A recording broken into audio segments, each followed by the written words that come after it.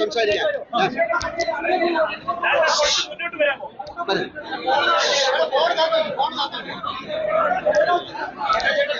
ഇവരൊന്ന് silent ആയ പറയാം.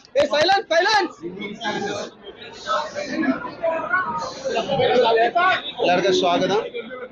ഏതാണ്ട് 1650 ദിവസങ്ങളോളം ഷൂട്ട് ചെയ്തൊരു സിനിമയാണ്.